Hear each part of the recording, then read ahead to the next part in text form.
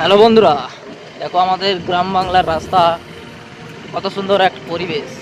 মানে পরিবেশ একদম দুর্দান্ত। এই বর্ষাকালে খুবই সুন্দর একটা পরিবেশ। চারদিকে ধান আর মাঝখানে একটা সরু রাস্তা।